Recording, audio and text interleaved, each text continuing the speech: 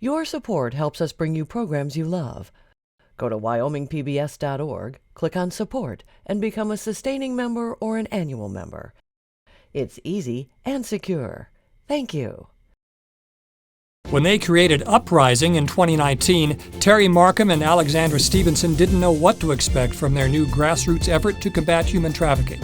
But Uprising has grown to become a U.S. regional leader in addressing a trafficking problem that could be called a crime wave, even in Wyoming. We'll meet the people of Uprising. I'm Steve Peck of Wyoming PBS, and this is Wyoming Chronicle.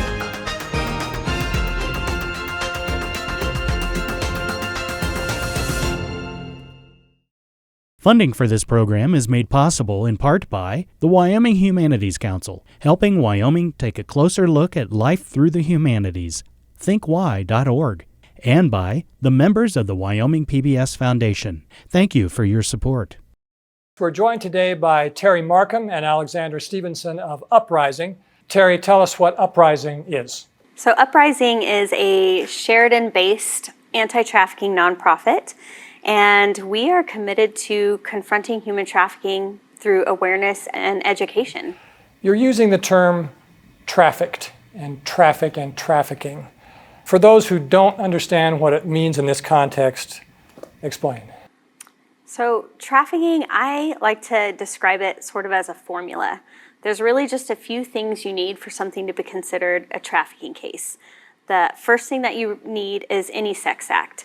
And I think where a lot of misconception comes in with trafficking is they automatically assume it's like what you would traditionally think of as having sex with someone. But sometimes that sex act is something like pornography or exotic dancing or webcamming or escort services. All of those things we sort of consider a sex act. The second piece that you need is an item of value that's exchanged for that sex act.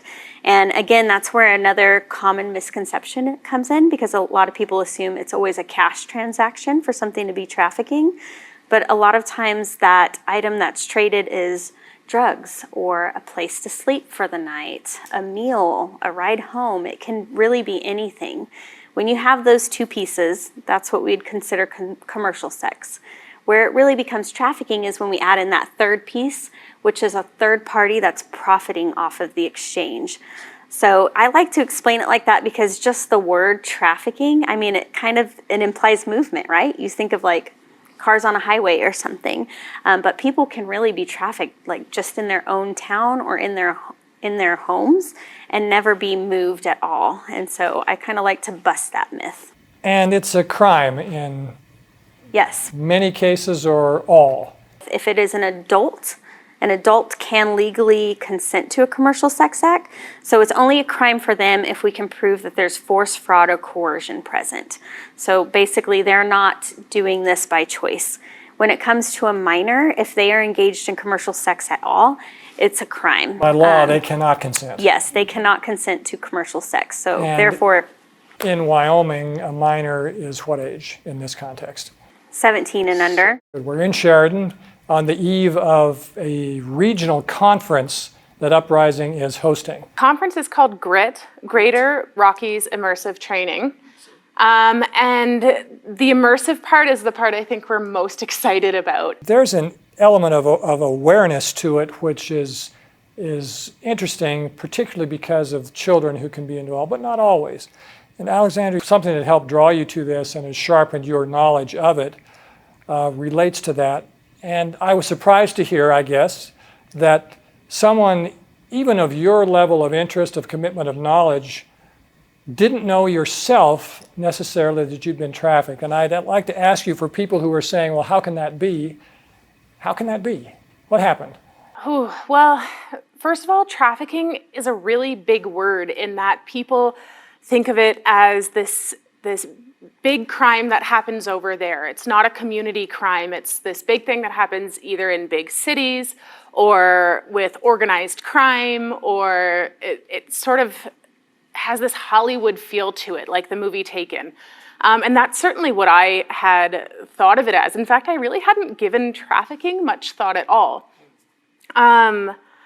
My story, I was trafficked in 2007, and when I escaped my trafficker, I ended up going into post-secondary education. over the next many, many, many years, I have achieved 3 degrees, almost 4 now, in the helping field, including criminology, victimology, and soon a master's in psychology. I've worked in the field in shelters for domestic violence. I've worked with offenders, with male youth in conflict with the law. I actually went to court against my trafficker.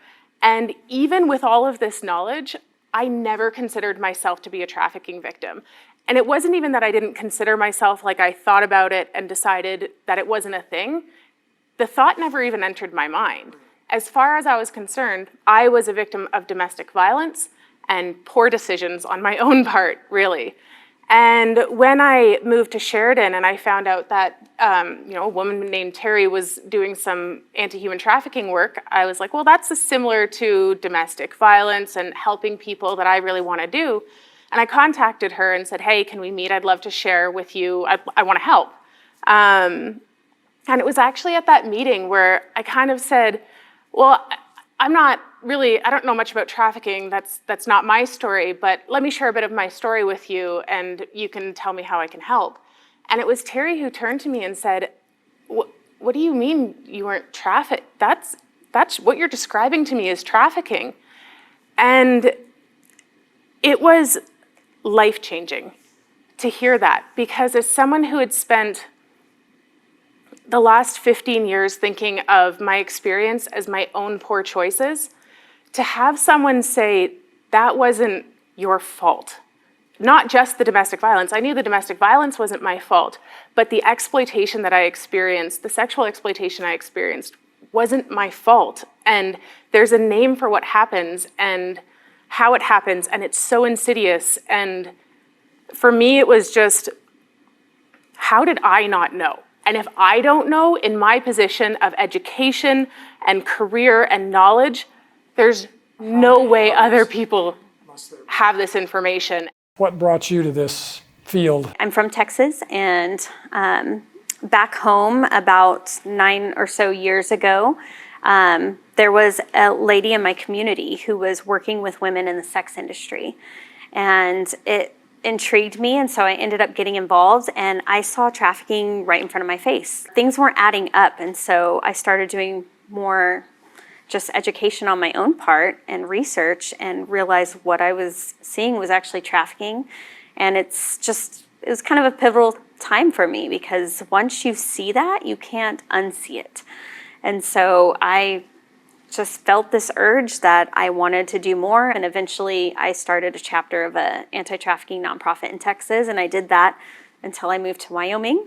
And when I moved to Wyoming, I was like, okay, let me find out who's doing anti-trafficking work here, who I can get involved. Was Wyoming missing something at the time? Yeah, we were missing people doing anti-trafficking work. I couldn't find anywhere to really plug in. And so I was like, okay, I guess we need to do this. And I also realized no one was really even having conversations about trafficking here. There weren't a lot of people looking at the problem, especially from a public community perspective. So I'm like, we need to create a base knowledge and a base awareness so the community understands this is something that actually happens in Wyoming. And then we need to start training professionals. And that's when we together really developed kind of how we were going to tackle this issue in Wyoming, because it can seem a little daunting when you're first starting. The Uprising mission and level of activity, I think, has grown certainly as fast as you could have hoped, and maybe even faster. Is that right? Yeah, I'd say we probably didn't realize that it would be just take off this much. What does that tell you? There was a need for this service. And I knew from the beginning, like I had told Alexandra just from previous work that I've done, I'm like, we're going to do this for a couple years, and then victims are going to start coming forward. And we're now, in August, it'll be 3 years that we've had Uprising, and the amount of victims within probably the past 6 to 8 months who've come forward and wanted to be involved with Uprising, it's been a little staggering. It's happening just how we thought it would. What we didn't expect was that we would be so busy and have so many people asking for training all over the state, and we never expected we would get to do a regional conference this soon into our inception, and that was really just meeting the right people at the right time. Chris McDonald of the Wyoming Division of Criminal Investigation focuses almost exclusively on enforcing the state's child trafficking laws. Speaking from his office in Cheyenne, McDonald said the problem in Wyoming is growing and growing fast. It's an almost exponential increase. I became the commander in 2019, and just for an example for numbers, in 2018, we had a total of 199 cyber tips, which are basically tips that come from the National Center for Missing and Exploited Children. So 199 total in 2018. 2019, we had 262. In 2020, of course, really the first COVID year, we had about 530 some tips. Last year, we had 617 tips. So we have actually about 10% less manpower work in these cases. So it is literally a deluge, I guess is the best way I can explain it. I spoke earlier with the Division of Criminal Investigation agent in Cheyenne, and he said that it could be considered to be almost a crime wave. Would you agree? It feels like it. I feel like also, though, we weren't looking as closely at the problem years back. I think it was always there. I think now we just have a higher level of awareness and understanding, but certainly it is evolving. I mean, with technology, traffickers don't have to go to a mall to find a victim anymore. They just log on Facebook. This type of crime has been made so much easier by the internet, correct? Yeah, the reach predators can have, even just message blasting anyone who says they attend a particular school. So how would that start, for example, hypothetically? Hypothetically, so say you start with that message blast. You have a predator who's like, I am on the hunt for someone of the age, 13 to 15 maybe. So I'm going to message blast anyone in this area or whatever area they're working in, and all the students who have on their Facebook profile attend, whatever the high school is. And then out of that, say they message blast 500. 300 may never respond. They're like, I don't know you, I'm not answering you. And a bunch may respond with, do I know you? And they're already suspicious, so, But then some of them are just like, oh, I get to add to my friends list, so I'm going to add them. And then what happens is somebody else goes on and goes, well, I don't know this guy, but so-and-so and so-and-so and so-and-so are friends with him on Facebook. So maybe I do know him. And out of that message blast of, say, 500 students, they may narrow it down and find one person one child who is vulnerable and who engages in the conversation and engages in building of that relationship and intimacy. That conversation could be something very benign at the beginning. 100%. Most of the time, a stranger doesn't message you and say, I'm on your front lawn, run out of your house, I'm taking you somewhere. That's not how you build a relationship. That kind of feeds into that idea of stranger danger, which is something we try and push away from. Though this person might start out as a stranger, they spend time cultivating a relationship and learning the person's vulnerabilities. That's the whole grooming that happens. So they come in as a friend. They fill the need of what this child, a need they find that this child has. They're also experts at manipulation, so they look for kids that are missing something in their lives or feel like they are.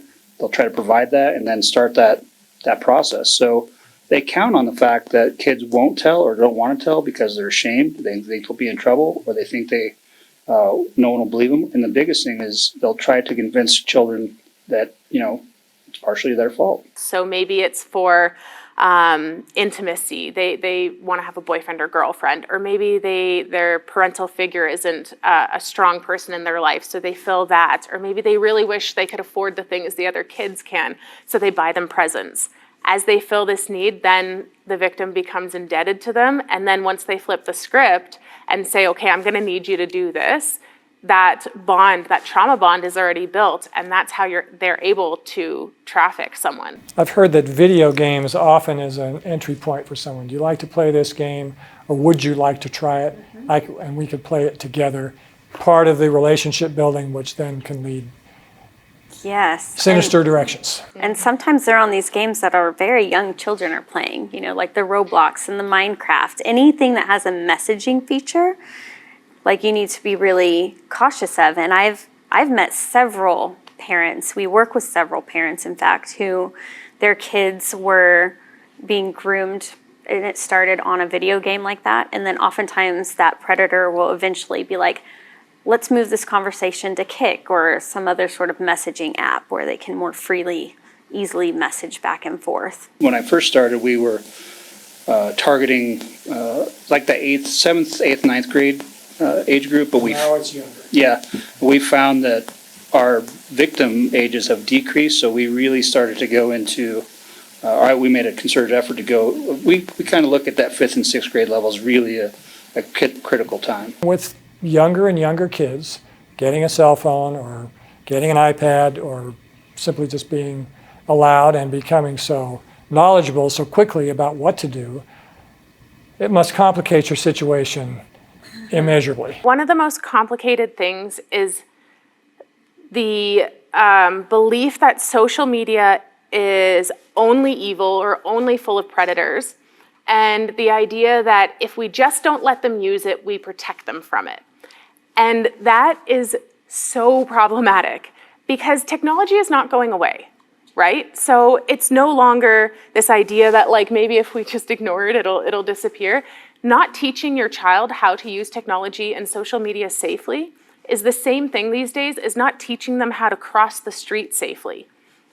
So using that metaphor, you know, when you're working with a small child, you're not gonna let them just cross the street. You're gonna, well, at first carry them across, then they're gonna get to walk, but holding your hand, and then maybe you'll teach them, look both ways, mommy's gonna watch you cross the street. There's those steps, so you ensure their safety, and you know that before you give them a little more freedom, they have the tools to handle that freedom.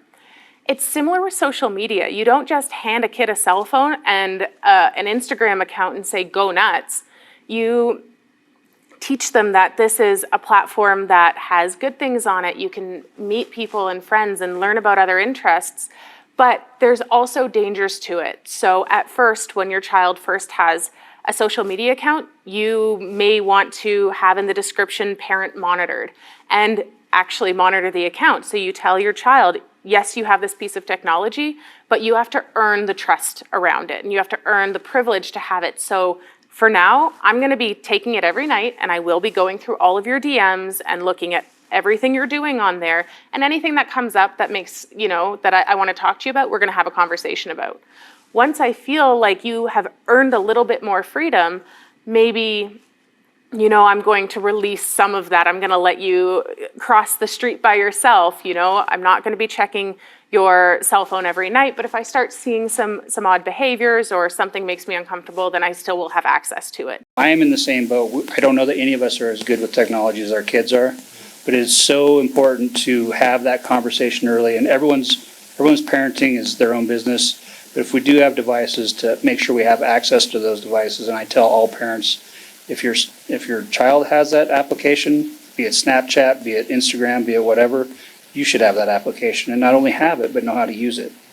So there are so many, you know, like I said, technology advances so quickly. Now we have applications that have, each one has their own, the possibility of their own secure login on every app. So we want to know those things. And I always also tell parents there are parental control applications out there that you can put on your kid's phone that really, really help. And it'll work differently for different families. But the idea behind this is you can't just say, social media is dangerous, therefore my child cannot have a cell phone until they're 16 or 18 or something, because then you're sending a naive child out into a world with dangers, with no tools on how to face those dangers. You have to teach them. Do you find resistance among anyone when you explain this stuff, or do people, is it a light bulb that goes on and I think people parents wanna are work with you? relieved. They are. We work with a lot of parents and caregivers, and the internet is scary, you know, like especially these generations that didn't grow up with phones their whole life. And so it gets a little daunting. So what we try to do a lot is really break it back down to root causes. Like, again, it's not just this big capital T trafficking problem. Let's just talk about these really simple things, like the ideas of setting healthy boundaries and consent. And when we talk about all these little things and how to have those simpler, smaller conversations along the way, what you're really doing is lowering their risk of ever experiencing exploitation at the same time. And we find, I think most parents are a lot more relieved. They realize there is a way to tackle this and to try to lower my kids' risk and keep them safe. That isn't this big, huge, scary thing, and I don't have to like take away all their devices and everything. It's really just learning it with them. Yeah, that all or nothing mentality, I think, it's dangerous and it's overwhelming to parents. Like you were just saying this, like, well, if I don't know how to keep them safe, you know, you have some parents who, like I said, will just say, well, don't give them a cell phone, or like, they know more than me anyway, so just hope for the best. And when we break it down to say, there's other steps you can take, and there's other ways you can lower their risk and up their protective factors, and help create platforms for conversation between you and your child that doesn't have to be this big, scary sit-down talk that neither of you really want to participate in because it's uncomfortable.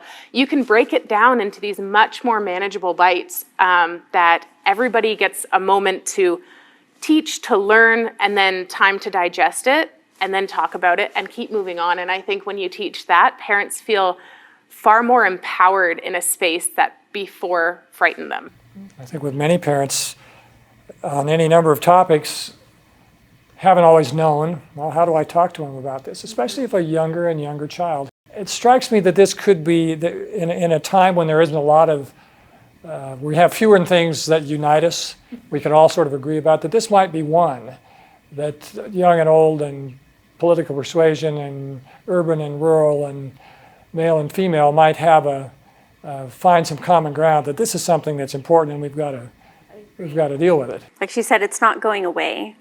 And it's not the same as it was years ago. You know, even for us, we've talked about like some of the things we advocate for these conversations for parents to have were like, our parents didn't even have those conversations with us. And when you talk to our parents, they sure weren't having conversations about some of the topics that we advocate for having conversations with. But now access to information is so easy. And, you know, if a kid is curious about something, and he's going to be. They're going to go on Google, and what they find, or if they ask their friends, what they learn from their friends or from the internet is not always safe and not always healthy. So we've kind of reached this point where, as parents, we need to have these conversations. We need to talk about these topics because it's too easy for them to find out about it in really unhealthy ways. It's reminded me in a way of flying a kite where you've let out so much line by the time you realize it's time to come in for dinner, you can reel and reel and reel, and that's not going to be the answer anymore. I think one of the things that we say that hits home for parents is if you're not willing to talk about a subject, that doesn't mean your child isn't going to learn about it. It means they're not going to learn about it from you. So do you want to have that influence, especially for a teenager who is pulling away and more influenced by peers, as it should be? That's the natural progression. But if you have these conversations, you are being able to still have influence over some of these more difficult topics. And I think that's so critical. And you actually brought up something just before Terri mentioned that about younger children engaging in this. And that's the other thing is when you're talking to younger children, you're not talking to a 4-year-old about how not to get trafficked. You're talking to them about what feels good in your body, what doesn't feel good, what can you do if something doesn't feel good? Are you allowed to say no, stop, don't? What will that look like? What would it sound like? I practice consent. My son is not yet 3, and I practice consent with him if I'm tickling him. And, you know, as any little kid is like, oh, that's overwhelming. No, Mom, stop. And I go, okay, you told me to stop touching your body, bud, so I stopped. And he's like, no, we're tickling. Okay, I'll keep tickling you. But these conversations don't have to be about these big, scary words like sex and trafficking and trauma. They can start so young and just start building those protective factors from such a young age that you're setting them up for more and more success as they grow older and are exposed to more dangerous things. You're about to embark on a big regional multi-state conference here. Is it difficult to find the resources to support the work you're doing, or do you find that? It can be, yes. We find that there's actually a lot of like federal grants and money out there to combat trafficking, but the vast majority of it, almost all of it, it feels like, is usually based for programs who are serving identified victims. But for us, we want to, like I said, get way upstream of that. And it feels like the nation hasn't quite come around to realizing the importance of prevention. And so we find it difficult to find some of those same funding streams that a lot of other people in the anti-trafficking field take advantage of. And for Uprising, most of our funding primarily comes from private foundations within the state. For example, the GRIT conference is primarily funded by the Hughes Charitable Foundation. We were very fortunate to be the recipient of a call about a year ago from the Hughes Foundation saying, we really want to do something to combat trafficking, and we hear you're the ones in the state doing boots on the ground work. What can we do for you? So that was, I almost thought I was getting spammed, to be honest, because that doesn't happen in the granting world. But most of our funding is from private state foundations, some from private donors, and then a lot of boots on the ground fundraising that we do. We've talked about the growth. You're ready for it. You can handle it. It's within your capabilities, and you're finding that you can expand to meet the need and are committed to that. It feels like it's getting a little tight right now. I think we're at that precipice where we're about to have another big level of growth. And that next level of growth is going to have to include being able to expand our capacity by bringing on more staff. That's what we're going to need at this point, because we won't be able to take on much more than we have on our plates now at this level until we can have more capacity to do so. And another key to that is empowering people in their communities who want to do this work. So we just launched a volunteer onboarding and training protocol that can all be done via our website online.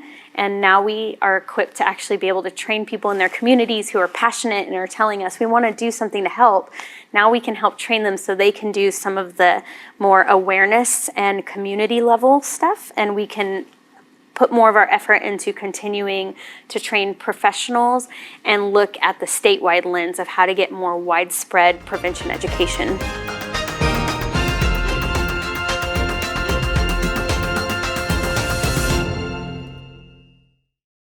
Funding for this program is made possible in part by the Wyoming Humanities Council, helping Wyoming take a closer look at life through the humanities, thinkwhy.org, and by the members of the Wyoming PBS Foundation. Thank you for your support.